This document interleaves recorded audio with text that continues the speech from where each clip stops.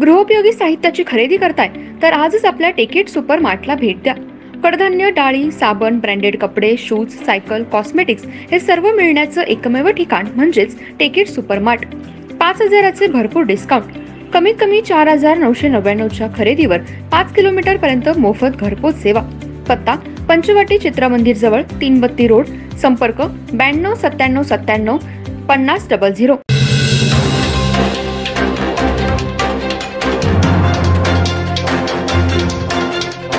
नमस्कार, मी तेजस्विनी मगदुम। एम मराठीमध्ये आपल्या सर्वांचं स्वागत आहे। पाहूया ठळक घडामोडी। इचलकरंजी शहरातील गणेशोत्सव व नवरात्रोत्सवमध्ये मिरवणुकीमध्ये ध्वनी प्रदूषण केल्याप्रकरणी 142 मंडळांवर गुन्हे दाखल होणार। यामध्ये गणेशोत्सव काळात शहापूर पोलीस ठाण्यात 32, शिवाजीनगर पोलीस ठाण्यात 68 तर गावभाग पोलीस ठाण्यात 41 अशा एकूण 142 मंडळांवर कारवाई होणार आहे। तसेच नवरात्र उत्सव काळामध्ये शिवाजीनगर पोलीस ठाण्यात 6, गावभाग पोलीस ठाण्यामध्ये 12 तर शहापूर पोलीस ठाण्यात 6 अशा एकूण 24 मंडळाचे अध्यक्ष व डॉल्बी चालकांवर कारवाई होणार आहे, अशी माहिती डीवायएसपी समीरसिंह साळवे यांनी दिली। इचलकरंजी शहरात गणेशोत्सव मोठ्या उत्साहात साजरा करण्यात आला। यावेळी अनंत चतुर्दशी दिवशी ध्वनी प्रदूषण मोठ्या प्रमाणात करण्यात आलं। कर्णकर्कश आवाजामध्ये डीजे लावण्यात आले होते। यामुळे सर्वसामान्य नागरिकांना याचा त्रास झाला होता। ठराविक डेसिबलच्या बाहेर जाऊन काही मंडळांनी डॉल्बीचा आवाज सोडला होता।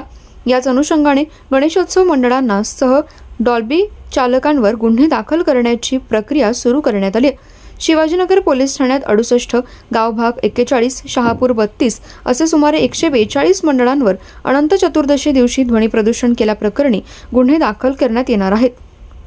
तसेच नवरात्रोत्सव मिरवणुकीमध्ये ध्वनी प्रदूषण केल्याप्रकरणी शिवाजीनगर पोलीस ठाण्यात 6, गावभाग पोलीस ठाण्यात 12 तर शहापूर पोलीस ठाण्यात 6 अशा एकूण 24 मंडळांवर अध्यक्ष व डॉल्बी चालकांवर गुन्हे दाखल करण्याची प्रक्रिया सध्या सुरू करण्यात येणार आहे।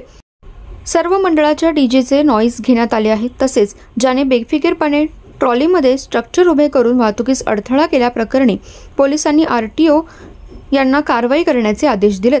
तसेच ज्या ट्रॅक्टर ट्रॉलीमध्ये बेकायदेशीरपणे स्ट्रक्चर उभे केले आहे त्या ट्रॅक्टर ट्रॉलीवर गुन्हे दाखल होणार आहेत व त्याचा परवाना रद्द होणार आहे, अशी माहिती डीवायएसपी समीरसिंह साळवे यांनी दिली।